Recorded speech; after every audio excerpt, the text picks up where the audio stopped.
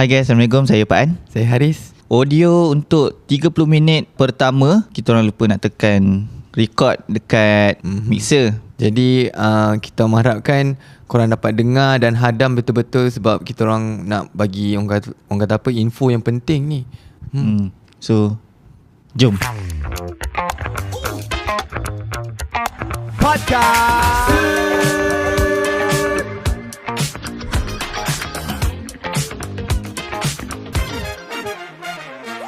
Sembang sampai lebak. Hai, Assalamualaikum. Saya Rashid Samsudin. Saya Haris Azman. Saya Mirul Sabirin. Saya Farhan Mazlan. Saya Sabtuah. Jadi kalau korang tengah tengok ataupun dengar, maksudnya korang dalam podcast Sembang sampai lubang. Ambul. Okay, sebelum kita start Mirul. Ya. Aku baru edit program yang baru ni. Kenapa stop? Kenapa stop? Dia ada call lah orang panggil. Kenapa stop?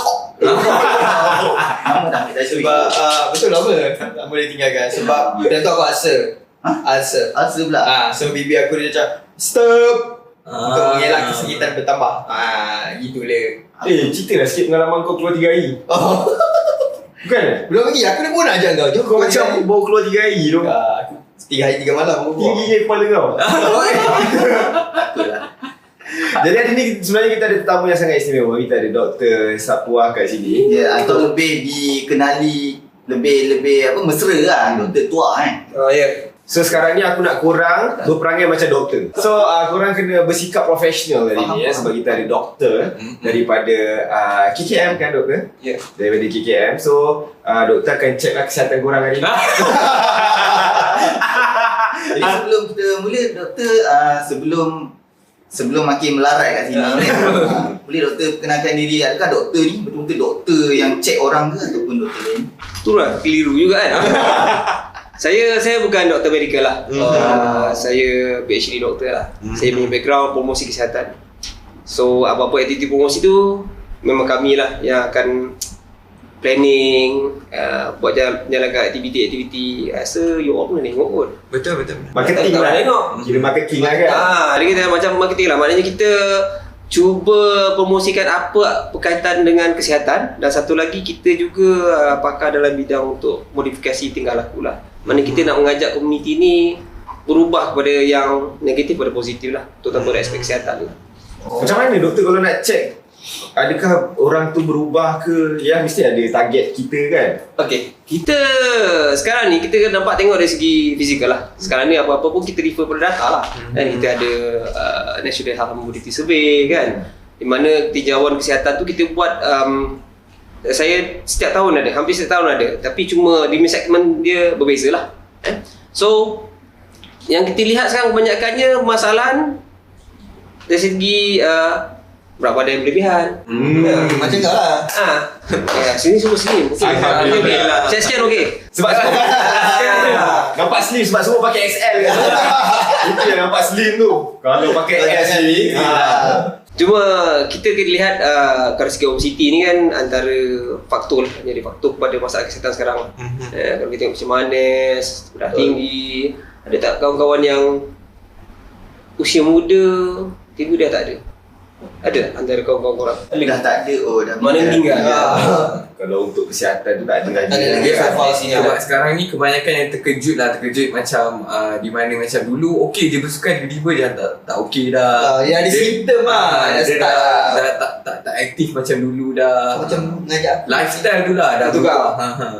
Tapi kebanyakan kalau kita lihat memang faktor risikonya yang lebih kepada masalah lebihan berat badan ni lah antara yang menyumbang kepada masalah kesihatan yang tinggi dekat Malaysia. Terutamanya dari segi masalah kecil manis, sakit jantung. Sebab tu ada rakan-rakan saya lah yang kalau masa awal 10 tahun yang lepas lah kan, tiba-tiba kita dengar meninggal dapat masa tidur, ataupun tengah drive tiba sakit dada terus kat situ juga kan. Ada kes-kes macam tu. Jadi bila kita lihat, kita kaji, kita cuba tengok dia punya trend tu memang ada kaitan dengan gaya hidup, masalah gaya hidup.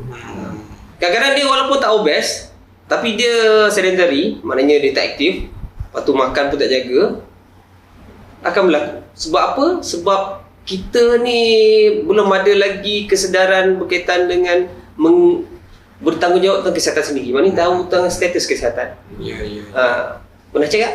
Alhamdulillah. Pernah buat check up tak? Pernah check up? Ya, tapi sebab darah. So lagi sekarang pun mostly orang tengok macam pasal kesihatan ni dia tengok pada saiz fizikal saja. Macam tu. Dia tak tahu macam aku kurus aku okey kot, aku tak ada masalah kot. So patutnya korang kena pergi check kan. Tak boleh. Kena check juga. Itu kita cuba jadi titik beratkan ni sebagai satu, kita panggil satu tanggungjawab lah. Sebab kalau kita macam dulu, kita tengok tingkah laku orang lah dulu. Kita kalau tahun 70-an, banyakkan masalah penyakit ni ada berdasarkan daripada jangkitan. Dulu malaria kena, boleh menyebab meninggal kan, kematian, and then HIV AIDS. Sekarang ni benda tu dah berkurang, ada banyak pencegahan kita buat. Cumanya dari segi masalah tingkah laku ni, penyakit masalah daripada tingkah laku Susah tak? susah. Tingkah laku kita nak ubah. Ada orang ni saya cakap cuba kita kontrol makan nasi. Dia cakap tak boleh makan nasi. Kalau tak makan nasi satu hari dia menggigil. Betul lah macam kau lah kan. Betul. Pula Teruk lagi. Tu tambahan tu. Vape lagi teruk sekarang. Ni lebih menembak aku ni. Tak ada kan? Semua orang. Itu off record. Tapi saya berminat yang pasal check up tu. Berapa kerapnya check up tu perlu buat kalau untuk seorang tu? Okey. Kalau untuk umur 18 tahun ke 40 tahun tu, at least 2 tahun sekali lah. At least 2 tahun sekali. Kalau setahun sekali lagi bagus. And then kalau 40 tahun ke atas tu, kita kena buat setahun sekali lah. Kalau nak buat 6 bulan sekali pun okey. Kalau sebulan sekali? Sebulan sekali tu terlampau gap dia terlampau dekat sangat. Tapi kalau kita dah ada penyakit, memang kena selalu check up lah. Nak kontrol. Contohnya macam mana, kena tengok dah kita ada glucose tu banyak. Jadi boleh kontrol dari segi pemakanan, aktiviti kita. Tapi kalau yang tak ada ni, sebab orang tua katalah, bila dah terhantu pun nak tengadah. Dah sakit baru kena sibuk nak cari makan, nak cari ubat ni. Lepas tu nak cari ubat yang cepat, makan hari ni besok baik. Oh tak boleh lah. Mana boleh. Kan boleh pelik kan? So kebanyakannya orang kata attitude orang tu, tingkah laku dia kalau kat Malaysia ni lebih kepada makanan lah. Diorang makanan tu susah nak kontrol ke atau macam mana? Dia bukan masalah nak kontrol. Satu nak kontrol lah. Yang kedua adalah culture. Budaya kita. Kalau saya tengok daripada behavior lah, yang saya punya kaji lah, kajian saya lihat trend kita ni daripada 70-an dulu, kita ni masyarakat Malaysia adalah kebanyakan yang bekerja menggunakan tenaga. Kebun, kalau kerja dekat pembinaan, masa tu kita baru nak membangun kan. So bila tahun 80-an ni era industri, so ramai dah anak-anak muda masa tu, itu yang ramai kampung sampai anak muda dah tak ada. Semua lagi bandar nak kerja kilang. Cepat dapat duit dan kerja pun mudah. Tak macam kerja kampung kan, nak potong kelapa sawit, nak menoreh getah, nak banting padi, kan penat kan, compare dengan tu. Jadi lifestyle untuk mencari nafkah tu dah berubah. Tetapi cara hidup, pemakanan masih sama. Jadi masa zaman 70-an ni, kalau kita tengok even sekarang lah, siapa yang kerja kat kampung, yang kerja menggunakan tenaga banyak, pagi-pagi akan sarapan yang banyak. Betul lah. Dia nasi lemak 5 sen macam kan. Sekarang dia nasi lemak, nasi dia besar 1 pinggan. Jadi dia perlukan tenaga banyak. Dan dia pun minum pun air agak manis. Tapi cara dia kerja, dia menggunakan apa yang dimakan tu kepada tenaga dia. Tapi lah. Jadi bila sekarang ni, bila dia pindah kat orang anak muda kita pindah kat kerja pejabat, kerja kat banyak duduk kan. Tapi makan masih sama macam bapak dia makan. Jadi tenaga tu ada, maknanya apa yang dimakan tu dia tak gunakan sebagai tenaga. Jadi tersimpan, dia lah naik. Betul. Dah makan banyak kerja edit je. Kau break je. Habis takkan jadi nak berlari. Kau breakfast je sampai pukul 10. Buat lah gerak sikit, beli tu. 3 minit makan. Betul lah. Jadi mungkinlah untuk apa yang kita tengah bincangkan sekarang ni, mungkin ada yang doktor nak terangkan untuk kempen yang daripada KKM kan ni, yang kita nak tahulah kan, apa tu PSS sebenarnya. Kan. Okey, PSS ni kita panggil Putrajaya Sihat Sejahtera lah. Cumanya ia bermula daripada Agenda Nasional Malaysia Sihat. Memang Putrajaya doktor tak Kelang. Kelang tak boleh. So cerita dia Putrajaya ni bila kita ada buat tinjauan kesihatan dan mobiliti kebangsaan, kita dapati bahawa penduduk Putrajaya ni dia punya masalah kejenuhan ataupun dia punya risiko kepada masalah kesihatan tu tinggi. Contohnya obesiti dah lebih 60 lebih 100 kan, tinggi. Kalau compare dengan keseluruhan Malaysia baru 54%. Putrajaya saja dah. Untuk saya je kalau untuk penduduk dia 62 lebih. Jadi macam saya rasa benda tu bila kita lihat kerja balik tinggi, dan kita tengok data pun untuk pemeriksaan kesihatan kurang. Jadi kita buat inisiatif ni supaya kita nak fokus pada orang Putrajaya. Kebanyakan penjawat awam lah. Sebab ni penjawat awam adalah modal insan yang kita ada untuk membantu negara untuk maju ke apa semua tu kan. Jadi kita perlulah orang yang sihat. Jadi untuk itu kita adakan Putrajaya Sihat Sejahtera, di mana kita nak pastikan bahawa mereka ni berada dalam tahap kesihatan yang baik. So peringkat awal kita buat lebih pada saringan lah. Jadi bila dia tahu dia dah siapa yang dah ada penyakit tu, kita cuba rawat untuk ke arah yang kebaikan. Yang kedua, siapa yang belum lagi tapi dia dah atas pagar, maknanya dia dah jatuh kepada masalah tu, masalah kesihatan tu. Contohnya macam diabetik, dia nak jadi diabetik, dia pre-diabetik panggilan. Jadi kita boleh ubah tingkah laku dia untuk dia berubah kepada kepada yang normal. Balik semula pada normal. Maknanya glukos dia cantik, bacaan glukos dia dah 5 ke kan, instead of bacaan glukos dah 6.9. Tu dah bodoh lah tu. Itu dah kalau tak makan lah. Jadi benda-benda macam tu yang kita nak educate rakyat Malaysia, nak bagi dia tahu dan nak bagi dia ada sifat bertanggungjawab atas kesihatan diri. Tak naklah macam dulu fikir sakit tak apa, doktor ada, klinik ada. Bila cakap-cakap macam tu, sekarang pergi klinik, pergi hospital, menunggu 2 jam kau bising. Ramai tu. Ceritanya itu sebenarnya tanggungjawab kesihatan ni atas kita. Sebab tubuh ni, kalau jadi ustaz kejap tubuh kita ni adalah amanah daripada Allah. Betul. Jadi kita kena jaga. Semua dikira ni dia akan tanya bila kita ke akhirat nanti. Okey, saya baik berdoa balik. Bukan pada ustaz ni. Baru nak panggil ustaz tu orang. Tapi mengikutlah kan kajian doktor, kita fokus on Putrajaya kan. Apa sebabnya datang masalah ni? Memang dari segi pemakanan juga ke apa kalau dekat?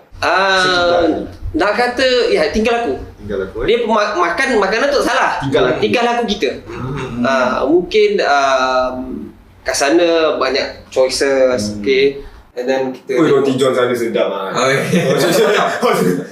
dah jadi trend kan. Kau nak buat kita nak set up kedai makan ni kat Putrajaya. Jadi masa kita dah ada client kat situ, itu antara bisnes lah, bisnes punya strategi. Tapi dari segi kita boleh pilih.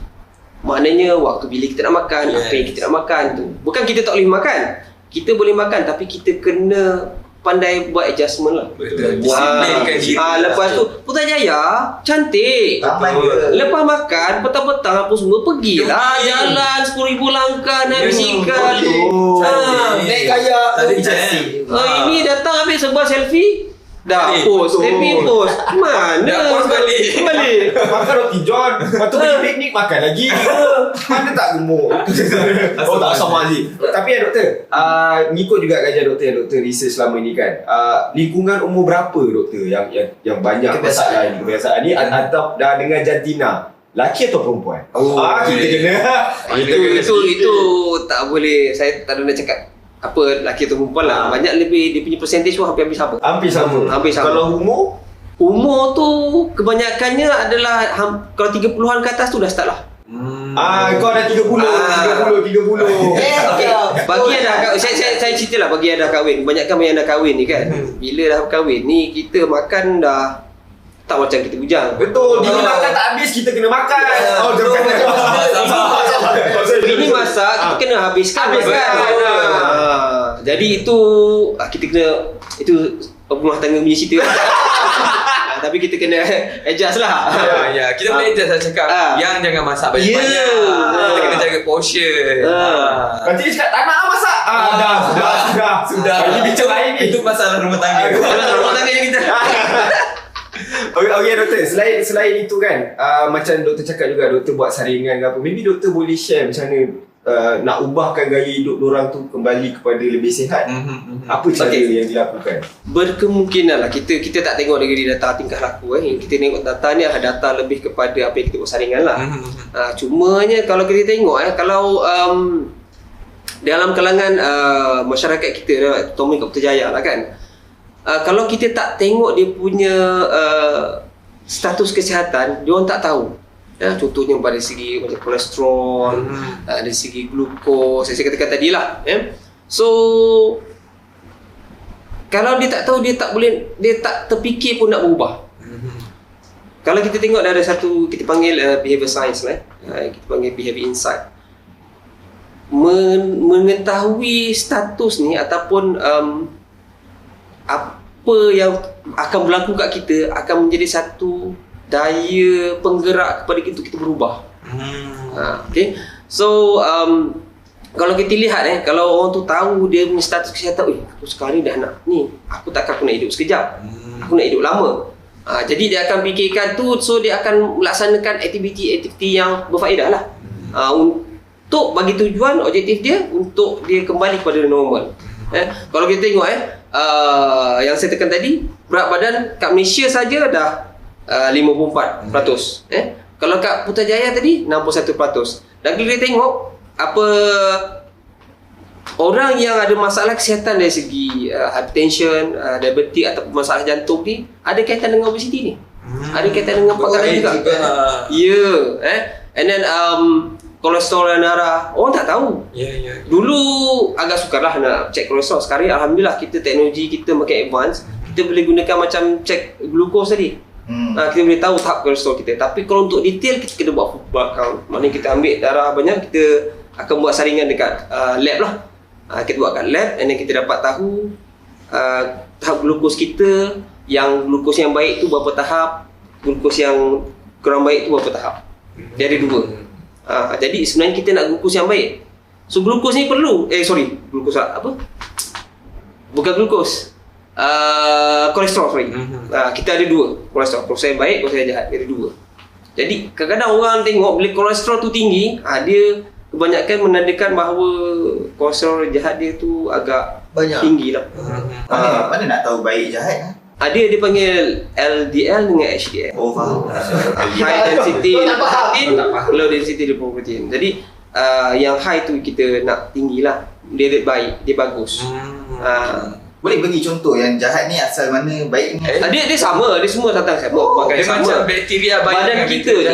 Badan kita ni Allah dah jadikan unik dan dia tahu mana yang perlu diasingkan apa semua. Cuma kadang-kadang bila kita ambil terlebihan tu yang menyebabkan kemudaratan tu. Sebab tu dalam Islam kita kena bersederhana. Makan ke sana, makan sebelum lapar, berhenti sebelum kenyang. Balik aku. Tapi kan doktor kan, saya perasan ada kat sini lebih kurang 34.6% rakyat Putrajaya ni ada kolesterol. Ya, tinggi. Boleh saya tahu tak punca datang di kolesterol ni dari mana? Biasa dengar ada orang cakap daripada minyak, daripada kopi pun ada kan. Sebenarnya kolesterol ni dia daripada makanan kita lah. Kita biasanya daripada makanan berasaskan daging, tu antaranya lah. Tapi kita pengambilan makanan ni, kalau kita tengok apa orang ambil daging, ambil apa, sebenarnya yang akan menyebabkan permasalahan tu kalau kita kajian yang baru sekarang ni sebenarnya gula. Gula penyebab kolesterol. Antara penyebab, bukan penyebab kolesterol. Gula menyebabkan kolesterol tu meningkat ataupun tidak di proses baik dalam badan lah. Maknanya kalau kita dapat kurangkan gula, insya-Allah masalah-masalah badan kita boleh balancekan apa yang nutrien kita ambil dalam badan kita dengan baik. Gula antara penyebab punca utama. Kalau kita tengok kajian lah, kajian-kajian yang barat buat daripada universiti luar buat kan, kita baca memang gula antara punca dia. Terutamanya gula yang proses lah, gula putih tu. Gula yang proses. Jadi sebab tu kita pada awal bulan September itu kita ada pelancaran dipanggil dasar literasi kesihatan kebangsaan, di mana dan kita ada satu kempen perangi gula, di mana kita nak galakkan rakyat Malaysia boleh kurangkan gula. Tiada lagi baik. Macam tu. Jadi sekarang ni walaupun kita umur muda kan, kita minum apa semua, mana yang malam mamak makan tu canai pukul 11, pukul 12 minum teh tarik. Betul. Masih trend lagi tu. Betul. So dia akan ambil masa. Lama-lama dia akan menyebabkan masalah kesihatan. Jadi antara kalau kita tengok bacaan memang gula antara punca lah. Bukan setakat masalah kolesterol tinggi akan menyebabkan kolesterol tinggi. Masalah penyakit macam gout pun ada juga. Dah persada lah. Macam-macam. Yes. Jadi kalau kita nak, tapi benda ni masih dalam kita punya servis lah. Maknanya belum dapat dilaksanakan sepenuhnya lah. Pasal kita nak mengharapkan masyarakat Malaysia ni untuk stop ambil gula, it's almost impossible. Yes, betul. Betul tak? Jadi kita sekarang ni kempen War on Sugar ni, maknanya kita kurang menggalakkan rakyat Malaysia untuk empower diri dia untuk kurangkan pengambilan gula. Kau tak boleh ambil, kurangkan. Kau tak boleh ambil. Nanti cakap macam orang ada penyakit kecil manis. Sini tak boleh makan, ni tak boleh makan. Apa dia nak makan apa? Betul. Bila dia give up, semua dia makan. Betul? Ya, betul. Macam pakcik saya lah. Jadi itu yang terbaik dalam bentuk ni. Sebab tu kita buat macam bentuk Putrajaya Sihat Sejahtera ni. Kita nak galakkan asalnya punya awam lah dekat Putrajaya tu, buat saringan kesihatan, tahu status dia.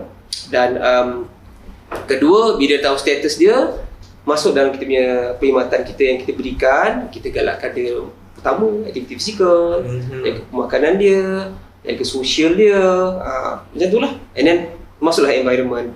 Tapi bila you tanya Putrajaya Sejahtera, sebenarnya ada satu benda yang menjadi pemanggil kepada Putrajaya Sejahtera, iaitu Agenda Nasional Malaysia Sihat. Okay. So Agenda Nasional Malaysia Sihat ni adalah satu strategi yang kita gunakan untuk mewujudkan masyarakat Malaysia yang akan hidup ke arah kesejahteraan lah. Okay. So kita dah buat Agenda Nasional Malaysia Sihat ni daripada tahun 2020 hingga sekarang. Mana lepas COVID lah kita dah start benda-benda ni. Jadi dalam tu kita ada 4 teras di mana kita akan fokuskan kepada promosi kesihatan, apa-apa kaitan dengan kesihatan yang kita promosi untuk kehidupan yang sihat. Kedua, servis kita. Mana kita ada dekat kita ada dipanggil Wellness Hub. Wellness Hub ni kita menyediakan perkhidmatan yang ke arah kesejahteraan kesihatan. Utamanya lebih pada tingkah laku lah.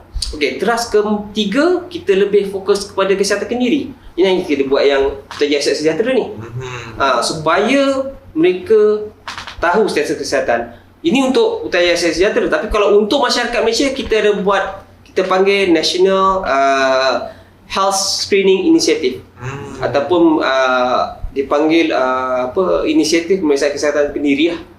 Maknanya dia tahu status kesihatan dia. Itu yang kita buat. Kita ada buat. Dan teras yang keempat ialah berkaitan dengan persekitaran lah. Dan kita tahu selain daripada masalah-masalah kesihatan yang diri sendiri, tingkah laku tadi tu, kita ada masalah kesihatan yang lain yang menyebabkan oleh penjangkitan. Terutama macam yang kecil tikus lah, denggi. Denggi tengah naik sekarang ni.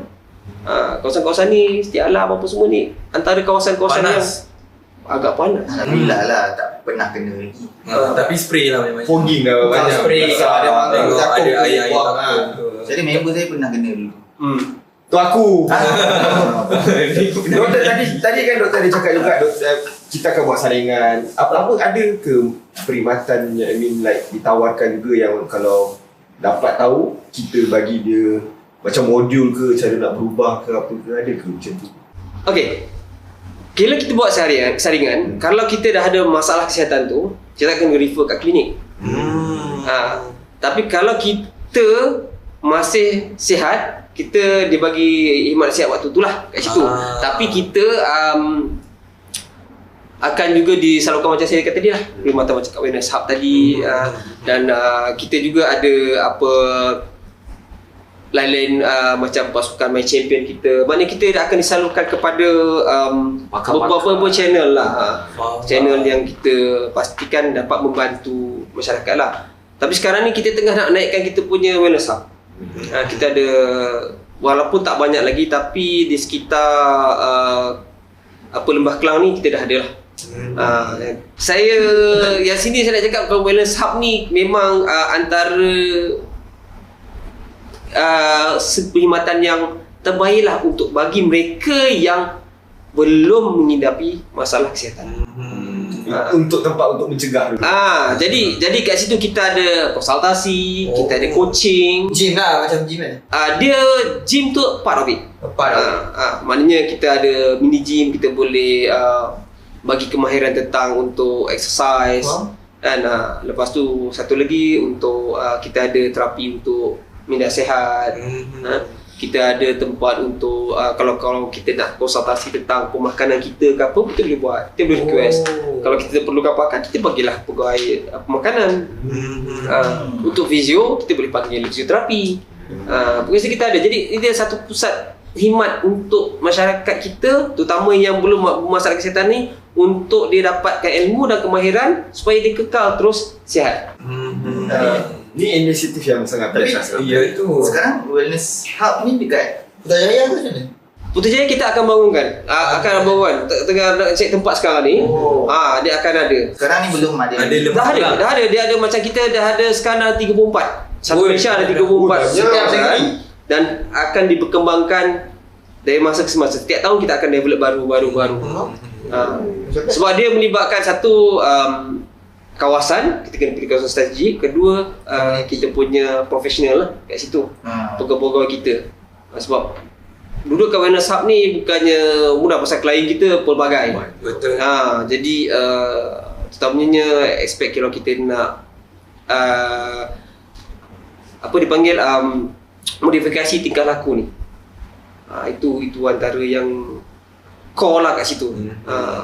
Semuanya banyakkan orang datang, tapi bila orang ni rasa dia sihat, dia tak rasa macam dia nak teruskan. Dia rasa dia buat tu dah betul. Tapi tak apa, bila kalau janji dia buat saringan kesihatan, bila dia buat saringan kesihatan, you rasa you okay, doktor kata awak normal, jadi teruskan dengan lifestyle yang awak sedia ada. Jangan kita terikut. Takut kadang kita terikut, sebab tu kita perlu buat pemeriksaan tu setiap tahun. Kan kita tak faham kan. Terutama musim durian. Durian. Saya durian, alhamdulillah. Ini terus tak makan durian. Itu dia punya gula tu. Memang tinggi kan doktor kan? Tinggi kan? Sebab tu saya tak makan. Makanlah 2-3 bulan. 2-3 bulan pun dah tinggi. Makan dah musim saja. Jangan pakai air. Lepas tu habis musim macam mana? Tapi doktor ada terlibat ada terlibat tak dekat mana-mana hub ni? Saya sebelum saya ke sini, saya dulu menjaga wellness hub Batu Pahat. Ada promo sikit lah. Kita ke wellness hub Batu Pahat ni, kita akan adakan sambutan Bulan Malaysia Sihat Sejahtera di Batu Pahat Johor pada 5 dan 6 hari bulan Oktober. Upcoming. Kita akan buat. Tapi kita akan ke situ kejap lagi untuk kita tanya apa lagi menarik. Okey, boleh. Saya nak tanya juga, kenapa Putrajaya doktor? Kenapa Putrajaya tu dipilih? Putrajaya apa saya dah jawab. Dah jawab kan? Biar jawab. Banyak penjawab awam. Sebab kat sana saja dah 60% orang yes, So kena letak kat sana, bagi awareness kat sana. Sebab kat sana banyaknya penjawab awam lah, right? Antaranya lah. Pasal kita sekarang ni penjawab awam antara yang banyak merancang tentang pembangunan Malaysia apa semua. Jadi kita nak pastikan tahap kesihatan ni baik lah. Tapi bukan kita, maknanya kita ketepikan masyarakat lain. Kita masyarakat lain, saya kata tadi, kita dah ada National Screening Initiative. Kita dah ada hub dah dekat sini. Kita dah buat dah benda tu. Kita akan buat dekat semua, maknanya dia boleh datang ke klinik kesihatan untuk buat pemeriksaan. Tak ada masalah. Boleh saya tahu berapa bayaran untuk tanya kesihatan dia kat situ? Kalau wellness hub free. Free saja. Inisiatif tapi cuba kita memang perlukan klien lah. Maknanya sekarang ni kita cuba buat jangkau luar. Maknanya kita pergi kepada komuniti. Kita serang fasa untuk meningkatkan kesedaran mereka lah. Tentang pentingnya tahu status kesihatan ni. Kita aktiviti tu. Dan saya lupa nak terangkan tadi, masa start teras 2 kita ada wellness hub tadi, perkhidmatan kita. Satu lagi perkhidmatan kita ada wow truck, wellness on wheel. Maknanya kita ada truck tu, kita masuk ke kampung, masuk ke kawasan-kawasan dalam, masuk ke kawasan-kawasan perumahan. Senang, mudah untuk diorang. Kita cuba reach out to community. Faham. Sebab setengah mungkin ada macam, aku dah sihat kot, tak payahlah pergi hub ke apa semua. So Malas lah. ada juga yang datang ke sini sebab kita tak tahu kan, ingat sihat je. So duduk je kat rumah. So at least kalau ada orang datang, kita boleh depan rumah je kan. Apa lagi kau nak? Apa lagi? Orang dah semua dah pergi lah. Tapi sepanjang okey lah masa doktor berada di Batu Pahat untuk jaga hub tu, doktor lihat kebanyakannya yang datang tu yang ada kesedaran untuk check tu kebanyakannya orang muda lah ataupun Okey. orang yang mungkin Tu soalan panas tu. kita mesti tanya soalan panas tu. Okey.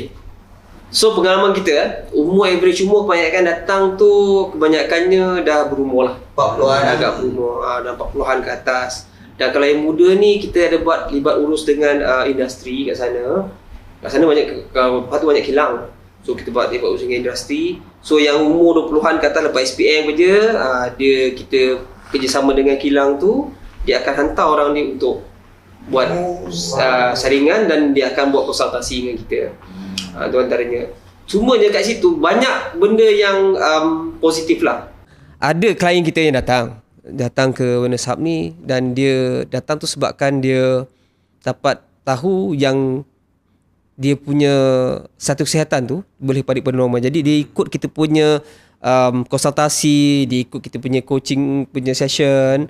Towards the end, dia datang setiap hari, hampir setiap hari dia datang lah untuk buat exercise dekat gym tu, dan glukos dia kembali pun normal. Dan bila di rumah kita tanya, dia pun amalkan apa yang kita sarankan, apa yang kita coach dia macam mana, latih dia macam mana nak ambil makanan tu ikut dia punya tingkah laku. Maknanya kita tak adalah kata dia jangan makan ni, jangan makan tak. Kita cakap dengan dia apa yang hari-hari makan, kita lihat kalau kita boleh arahkan dia kurangkan ni, dia akan kurangkan. Dia akan kurangkan. Jadi bila tu akhirnya makanan dia akan teratur. Jadi bila teratur, maknanya dia dah betik, dia kurang pengambilan gula, alhamdulillah gula dia terus balik pada normal. Doktor ada tak pengalaman sikit lah kan, orang datang macam-macam perangai bila kita nasihat, pakcik tak boleh makan ni, tak nak lah, saya nak makan lah semua ni. Kalau Dani juga biasa orang tua macam tu kan. Ni datang ni saya makan je lah, bila lagi aku nak rasa Lo nak rasa ni Itu pengalaman bukan masa kita buat konsultasi. Itu pengalaman kita masa sosial. Jumpa pakcik ni, jumpa cik ada dah tinggi. Tak apalah, ubat dah. Ubat kan? Ubat kan dah. Doktor kan dah. Kalau kita tak buat macam ni, doktor nak kerja apa? Itu persepsi kebanyakan orang kita tau. Tapi kita macam dia cakap je, tapi kita tak boleh kata apa, dia kurang memahami. Sebab tu saya nak masuk kepada yang kita panggil dasar literasi kesihatan kebangsaan. Kalau kita lihat rakyat kita ni, literasi dia memang agak rendah tentang kesihatan, terutamanya dari segi maklumat lah. Kebanyakan kalau kita lihat maklumat tentang hidup aktif, makanan sihat, makanan selamat, kesedaran kan, tentang saringan ke apa ke, dia orang ni kurang ambil pot lah. Terutama apa berkaitan dengan kesihatan ni kurang ambil pot. Tapi kalau dia rasa benda tu ada memberi benefit kat dia, dia akan ambil tanpa mereksa. Faham tak maksud saya? Terutama dari social media lah. Maknanya makan ni bagus, makan ni bagi ni bagus. Dia tak tengok dia punya kesahihan benda tu. Tu antaranya lah. Jadi sebab tu kita dalam inisiatif ni kita fokus pada yang saya katakan tadi. Hidup aktif, kita makanan sihat, makanan selamat, persekitaran kita menyokong ke tak menyokong. Maknanya kita lihat kalau ada kawasan tu takungan air untuk denggi, kita bersihkan. And then buat lagi saringan kesihatan. Yang saya katakan jangan tanggungjawab diri sendiri tu kan. Buat saringan kesihatan. And then inisiatif lain kita buatlah intervensi. Maknanya itu pihak kesihatan lah, kita buat intervensi. Contohnya yang saya cakap tadi, Wow Truck tadi, Wellness on Wheels, itu antara satu intervensi. Kedua, Wellness Hub ni, intervensi baru. Jadi dia baru, orang belum nak datang lagi, betul tak? Betul. Tapi siapa yang datang banyak dapat benefit. And then kita bagi iktiraf orang yang dah benefit tadi tu. Yang dapat tadi kita iktiraf dia. Satu lagi kita dapatkan dia sebagai salah satu kita panggil, saya pernah sebut tadi, My Champion. My Champion ni sikit lah, dia ejen kesihatan kita. My Champion. Dia antara penggerak dalam komuniti kita lah. Dia ada orang biasa, dia volunteer, dan kita latih dia akan jadi kita punya agent lah untuk bagi maklumat kesihatan. Volunteer je Ya, dia volunteer. Kebanyakan volunteer. Memang volunteer. Macam mana nak jadi volunteer tu doktor? Saya pun rasa nak Benda tu berkhidmat kepada rakyat lah. buka kita punya My Sejahtera. Kat situ ada My Champion. Kita register. Ada lagi tak apps tu? Aku ada lagi. Ada. Jangan tak ada. Sekarang ni nak pergi klinik semua kena pakai apps tu. Kau nak buat HIV test nak kahwin pun kau kena pakai apps tu. Tengok orang pengalaman cakap. Walaupun tak ada anak lagi, kau dah ada anak kan, kau lagi lama daripada aku kan. Tapi kan doktor, macam mana cara dari pihak doktor nak orang kata PSS ni diperkenalkan untuk target audiensnya? Okey, kita banyak buat roadshow lah. Pertama kita gunakan media konvensional, kita iklankan, itu secara promosi biasalah, konvensional and then kita ada buat libat urus juga dengan agensi-agensi. So alhamdulillah lah kalau kita tengok sekarang ni kat Putrajaya memang hampir 26 kementerian semua bagi kerjasama. Dan kita akan buat roadshow, dia sediakan tempat, dia arahkan dia punya anggota untuk buat saringan. Pasal ramai dah nampak dah benda tu adalah satu perkara yang positif, yang baik. Maknanya dia tak perlu nak tunggu lama dekat klinik ke apa semua kan. Jadi dia menerima dengan baik lah benda tu. Jadi alhamdulillah sekarang ni itu langkah pertama kita buat lah. Selepas langkah kedua, kita akan saring data tu, kita tengok mana yang ada kita panggil yang hampir kepada masalah kesihatan tadi, kita akan buat dalam intervensi kita lah. Kita akan plan untuk intervensi itu pertamanya. Kalau kita akan bila kita dah siapkan awareness hub kita di Putrajaya nanti, memang akan ada Putrajaya punya awareness hub. So orang boleh datang anytime? Datang sana mudah je, daftar dia. Dia of course lah kita ambil biodata kan. And then kita timbang berat kita tengok kita punya fat dalam lemak dalam badan kan, komposisi lemak, and then kita buat saringan kecergasan, kita buat saringan tingkah laku. Dah itu je. Lepas tu dah kira daftar, nak datang bila-bila datanglah pada hari waktu kerja lah. Kita buka sekarang ni waktu kerja dulu. Pasal kita nak extend hour tu, kita kena fikir untuk OT ke apa kan. Maknanya kekangan dari segi profesional kita lah kat situ. Jadi hari biasa boleh datang dan secara percuma. Masuk je. Kita nak konsultasi ke apa ke, yang penting kita daftar melalui My Sejahtera untuk kita pergi dapatkan konsultasi tersebut, perkhidmatan tersebut. Tapi yang apa saringan tingkah laku tadi, apa contoh tingkah laku yang disaringkan? Contohnya kita nak tengok terutama aspek pertama makan. Kita makan apa? Lepas tu apa portion kita makan macam mana? Berapa kali? Lepas tu aktiviti fizikal, berapa lama you duduk, berapa lama you berdiri, berapa lama tidur, macam tu lah. Kita tengok kita punya aktiviti harian. Lepas tu aktiviti kat luar rumah hujung minggu buat apa, kemas rumah ke ataupun pergi jalan. Antara itulah kita nak tengok. Jadi bila kita tengok data tu, kita boleh dari data tu kita tengok orang ni jenis pattern yang macam ni, behavior dia. Jadi bila dia datang untuk konsultasi dengan kita boleh coach dia ikut dia punya behavior tu. Macam mana kita nak aturkan untuk jadi dia lebih baik. So itu dia punya konsep dia lah. Konsep dia macam tu. Faham. Framework dia macam tu. Soalan-soalan dia lah. Dia kalau macam tu, macam ni kita nak tahu behavior tu macam mana? Apa contoh-contoh behavior yang ada tu? Saya kurang faham yang tu. Tingkah laku lah. Tingkah laku dia. Maknanya kalau kata contohnya, kalau dia makan porsi dia punya nasi tu banyak, lebih. Lepas tu minum air manis selalu. Maknanya kita tahulah dia memang akan ketagihan kepada gula.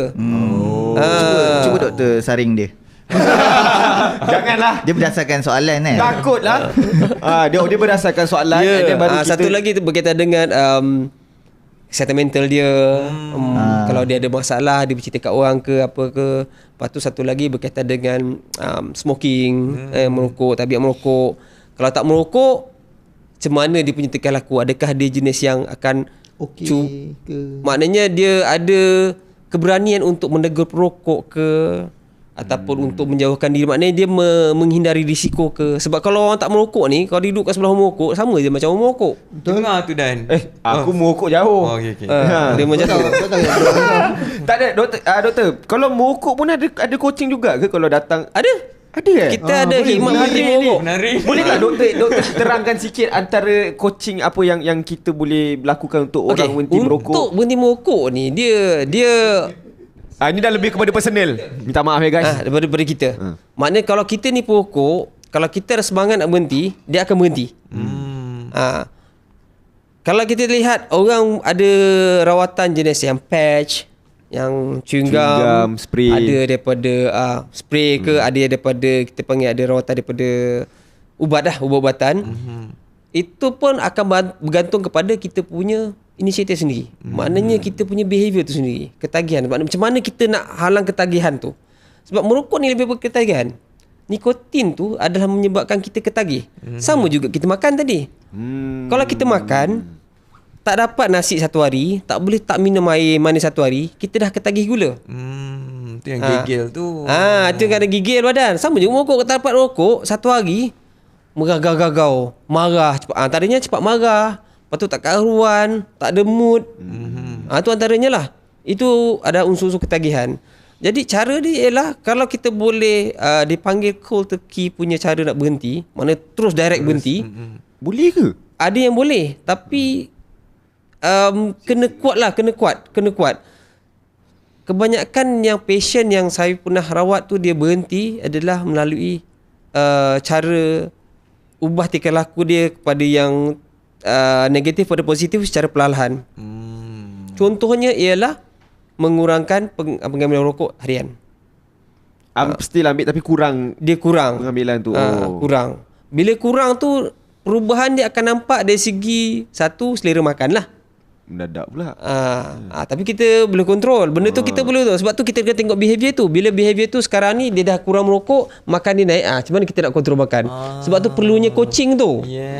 Kebanyakan orang kadang try error sendiri. Tapi kadang-kadang kita daripada segi sistematik sikit, kita akan tengok, kita akan coach dia macam mana.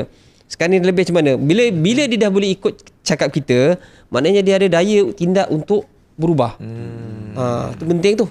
Itu paling penting. Jadi macam saya katakan tadi, bila kita buat saringan penjawab dekat Putrajaya nanti, maknanya kita akan bagi perkhidmatan tu lah. Kalau dia rasa dia macam perlu berubah, bila ada bulan Sabtu nanti dia akan datang, akan kita buat sesi coaching. Kita akan buat perkhidmatan perubahan tingkah laku tu.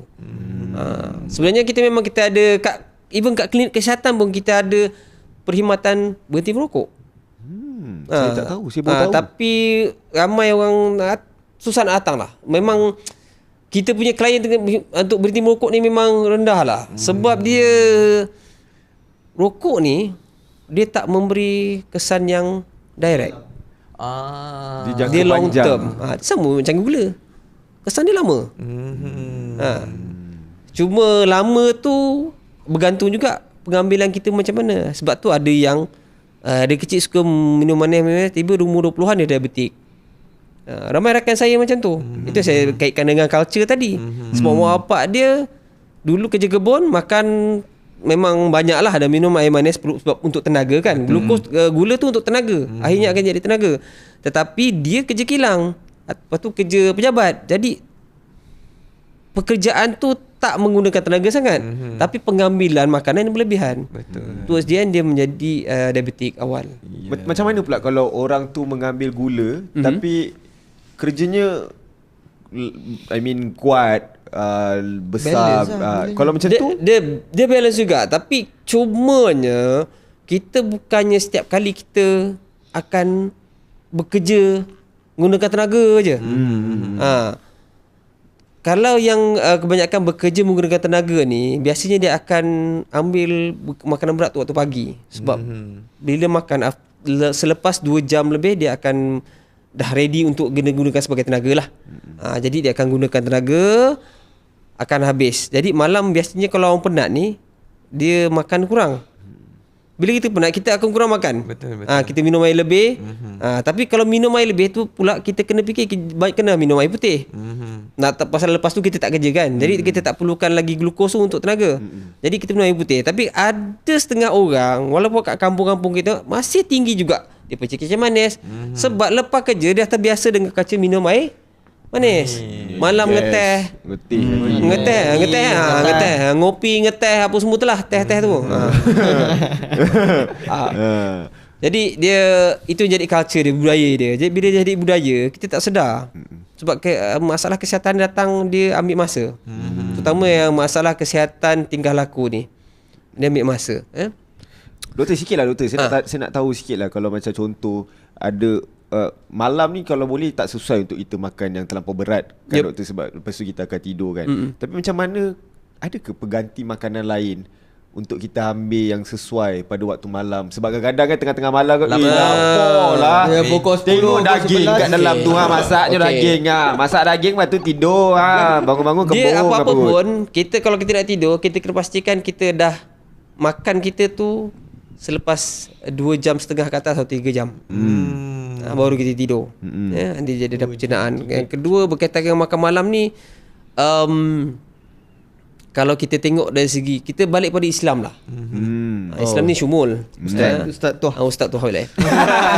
Jadi kalau dalam Islam kita lihat dia ceritakan pasal makan ni adalah pada waktu pagi Nabi ambil kurma kan, apa tu, ada minum susu apa semua, dan waktu berbuka puasa atau maghrib.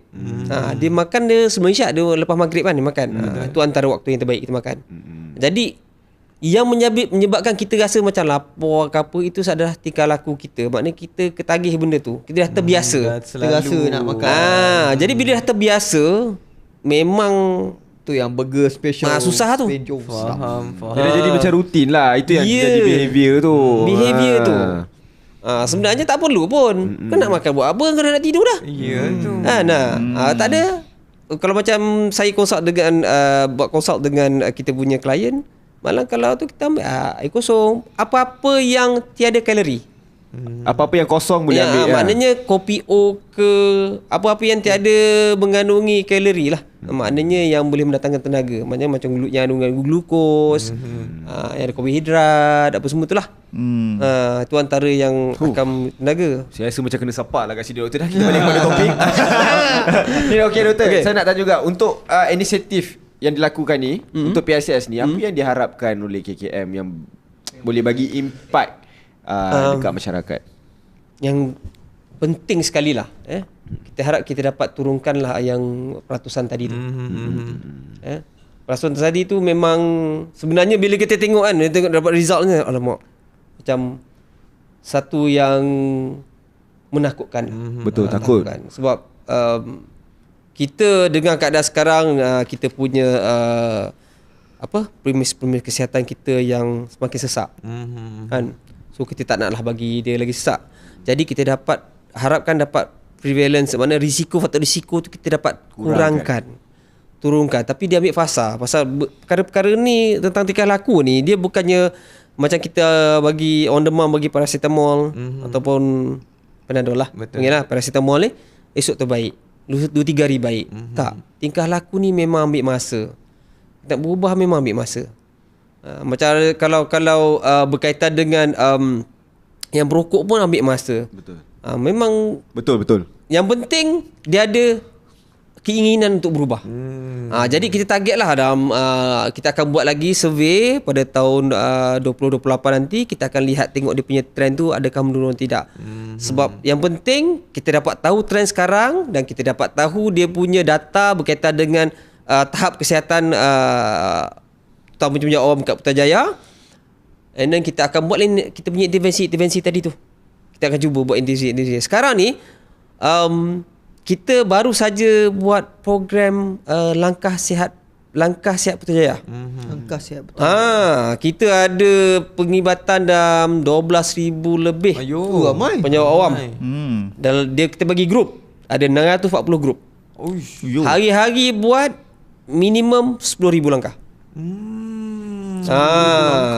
Kita nanti masa Putrajaya kita akan umumkan lah. Dia punya kita ada macam macam apa, pertandingan lah benda tu. Wow. Tapi benda ni sebenarnya saya tengok dah jadi trend dah. 10,000 langkah ni macam jadi trend dah. Sekarang ramai orang. Sekarang ramai orang, kalau kau tengok dia berdiri, Lepas tu kaki dia ke sini macam joget kan. Tu dia nak praktis 10,000 langkah. Dia mesti aktif. Itu pun dikira langkah kan? Itu pasal itu ada physical activity. Yeah. Every movement we consider as a physical Walaupun activity. setempat je. Walaupun setempat. Benda tu kita sesuai walaupun untuk macam kita saya. gerak ni still kita guna tenaga. Walaupun sedikit tapi still gunakan tenaga. Even tidur pun kita gunakan tenaga. Memang kita gunakan tenaga. Jadi itu antara yang positif impact yang kita dapat in terms of behaviour. Dia dah mula. Yes. Dah Dah ada nampak mula. lah. Ya. Tapi kalau ikutkan trend sekarang lah selama jalannya kempen ini, doktor tengok ada improvement? Ada penambah baik? Ada. Nampak kalau kita ni saya tengok ke seluruh negara lah. Dari segi data untuk di wellness hub pun tinggi. Dari segi permintaan untuk dapat konsultasi daripada kita punya profesional pun tinggi. And then kalau kita lihat dalam kita punya social media, bukan KKM punya social media yuk tak kisah apa-apa.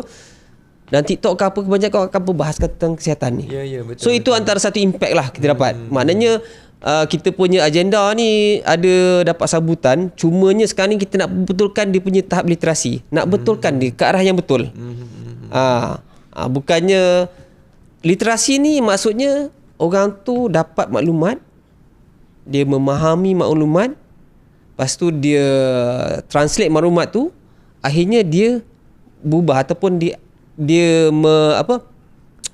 sikap dia mengikut ke arah tu. Yes. Behavior dia buat situ. Dia aware kepada dia praktis. Yeah. Macam tu. Itu baru literasi yang bagus. Faham.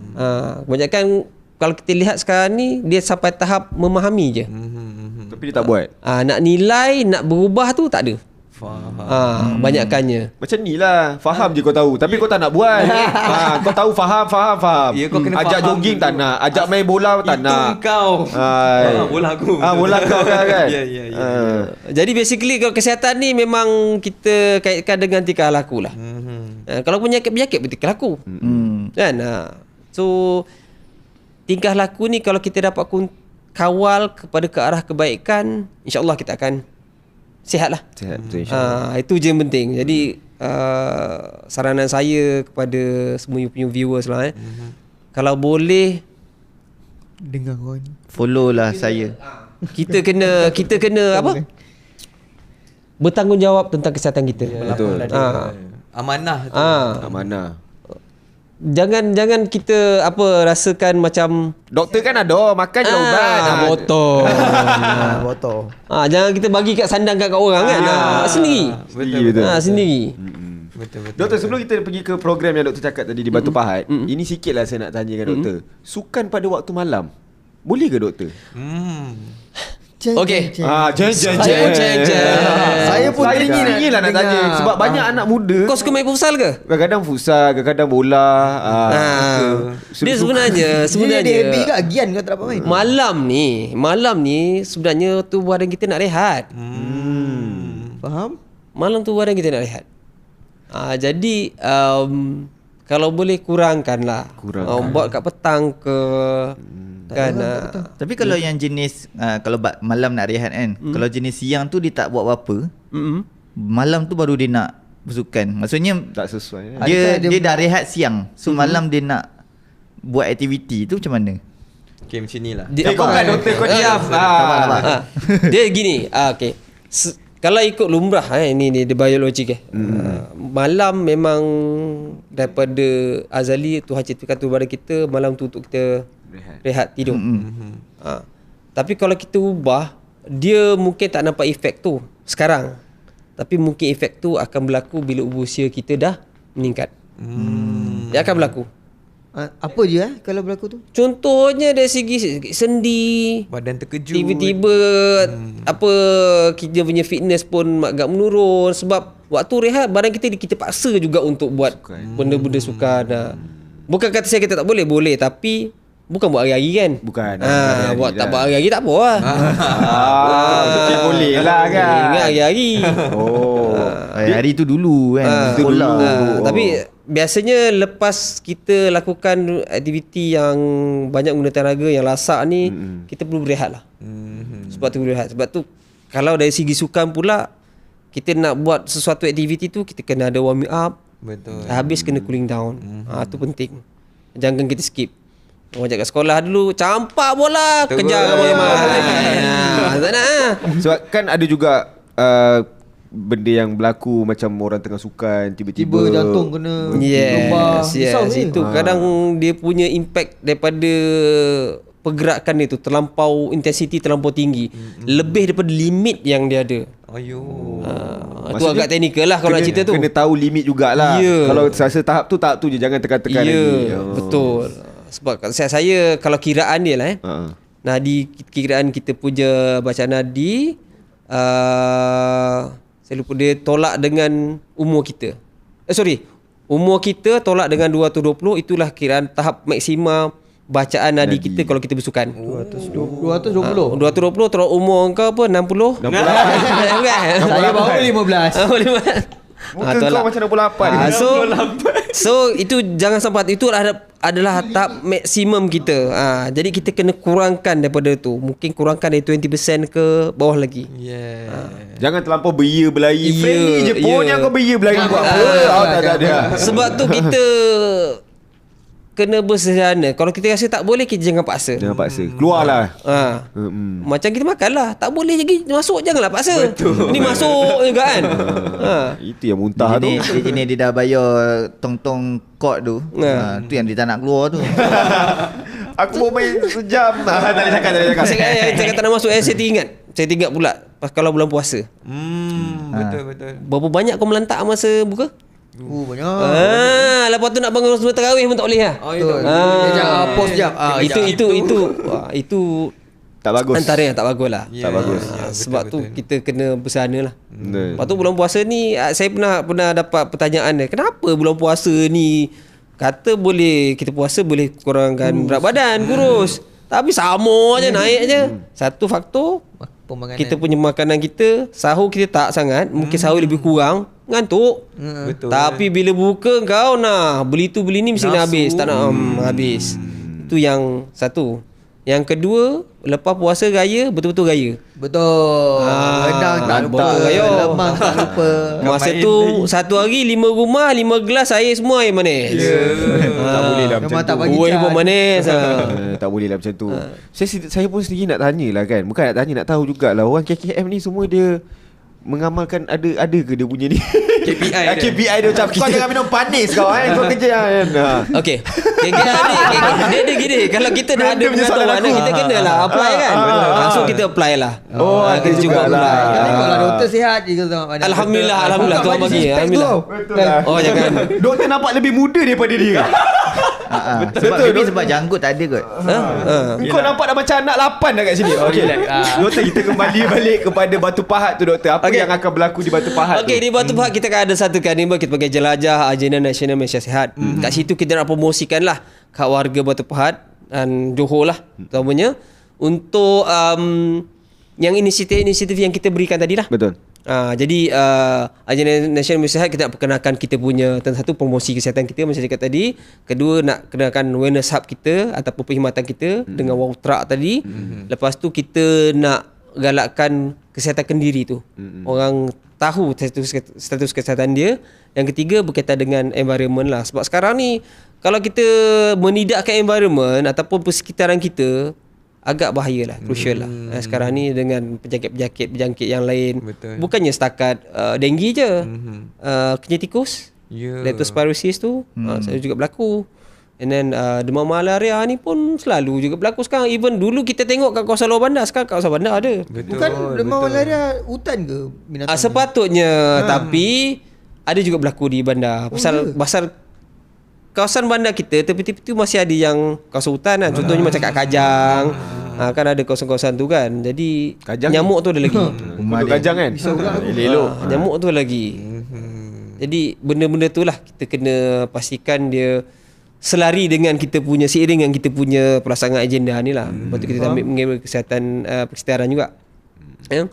Jadi kat Batu Pahat tu kita akan ada pelbagai aktiviti Dan kita ada juga influencer-influencer yang akan datang lah kat situ. Oh, tak jemput pun? Sekarang nak jemput lah ni. Ada. So kat situ satu lagi banyak aktiviti mungkin kita punya masyarakat tak tahu tentang perkhidmatan pengguna kita. Datanglah masa tu. Ya, betul. Sebab Wellness Hub ni bila saya buat roadshow ke apa ke ramai tak tahu. Betul. Cuma saya khawatiri permintaan tinggi kita tak ramai bila nanti.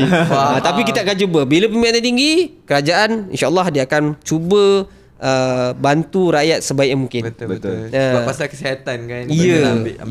Doktor, selain Batu Pahat, mungkin ada planning ke tempat lain pula selepas itu? So far Batu Pahat ni antara yang terakhir untuk tahun ni lah. Okey. Kita mungkin tahun ni kita akan plan untuk lain lah. Negeri-negeri lain. Pasal agenda nasional Malaysia Sihat ni penting. Betul. Sebab kita buat ni bukan kita sendiri. Kita buat aktiviti tu kita libat urus dengan agensi-agensi lain. Macam saya kata dia bukan saja agensi kerajaan tapi swasta juga. Macam saya kata dengan kilang-kilang industri tadi. Betul. Ada juga dengan bomba. Kita buat program dengan bomba untuk maintainkan fitness bomba. Mungkin lepas ni kita buat dengan PDRM ke pasal sekarang ni kesihatan ni kita melangkau semua agensi, melangkau semua masyarakat. So mana yang kalau dulu kita tengok takut yang kurang berat badan, mungkin kita tackle lagi tapi kuranglah percentage dia. Tapi sekarang ni lebihan berat badan. Jadi kita banyak tackle ke arah tu. Betul.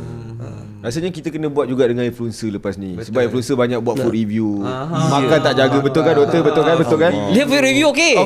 Okey, tak ada masalah. Saya cakap tadi, tinggal lagu kita. Portion kita nak ambil. Ini sekali food review dah penuh. Itu tak boleh lah kan. Dia promosi je. Tapi dia tak makan semua kan. Tak makan satu je. Dia satu sudu ni, satu sudu. Yang lain semua tu. Awak tak suka siapa lah? Aku tanya je. Doktor, berapa lama akan berkampung di Batu Pahat? Kita akan berkampung selama 2 hari. 5 dan 6 hari bulan. Oktober tahun 2024. Jadi datanglah di Wellness Hub Batu Pahat. Di pekarangan dia tu luas. Kita pelbagai acara lah. Kita ada malam pun kita ada aktiviti. Macam dipanggil fun ride malam. Kita ada fun ride. Menarik. And then kita masa tu kita buat ada juga buat pertandingan baskers. Untuk baskers kan dia buat pertandingan dengan tu. Lepas tu selain tu kita attract untuk kanak-kanak macam warna ni nampak macam common kan. Tapi kalau kita buat penyertaan dia alhamdulillah ramai minat. Sonok. Ini kita ada buat saringan, anak berwarna. Kat rumah conteng dinding. Tapi anak conteng dinding kau jangan marah. Biar. Itu kreatif. Betul. Apa perlu buat cat baru. Dengar tu. Ini kau marah anak kau cat dinding. Saya dah puas cat. kerja tak beli cat ni. So doktor sendiri akan ada di Batu Pahat nanti? InsyaAllah saya akan berada di Batu Pahat nanti. So daripada berapa hari bulan tadi? 5 dan 6 hari. 5 dan 6 hari bulan. Jadi kalau diorang nak tahu maklumat lebih lanjut mengenai apa next campaign akan ada next ni, diorang boleh follow. Boleh follow dekat kita punya laman sosial ataupun kita punya laman web infosihat.gov.my ataupun myhealth.gov.my. So kat situ semua ada lah. Semua ada. Semua ada, alhamdulillah, insyaAllah. Lagi sekali dah laju sangat. infosihat.gov.my dan my health, portal my health. myhealth.gov.my. Dan social media juga ada. So kalau nak tahu lebih lanjut boleh lah. My Health KKM tu. My Health KKM. Yeah. Semua social media My Health KKM lah. Ya. Cari je kat sana. So korang boleh dapat semua segala maklumat mengenai kempen apa yang akan berlaku. Tempat saringan semua pun akan diupdate di situ lah kan. Ya. Dan satu lagi, maklumat terkini tentang apa-apa masalah kesihatan pun carilah kat situ. Janganlah kau cari kat tempat lain dulu. Jangan. Cari yang sahih dulu. Cari yang sahih dulu. Janganlah cik bomoh pegang kelapa tu. Jangan. Aku main cakap macam ni kan. Tapi betul, jangan carilah benda yang orang kata legit. Betul. Ini dah melibatkan kesihatan. Tak boleh main-main dah. Tak boleh main-main dah. Betul. Apa-apa pun terima kasih doktor sebab terima kasih, sudi doktor. datang berkongsi. Saya dapat sangat banyak ilmu-ilmu yang menarik.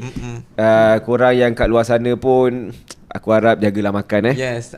Make sure ada awareness tu lah untuk berubah sendiri. Mungkin selama ni macam makan je tak ingat, lepas ni dah tahu Mungkin aku akan kena tengok juga portion makanan aku macam mana. Nak ubah tu sendiri.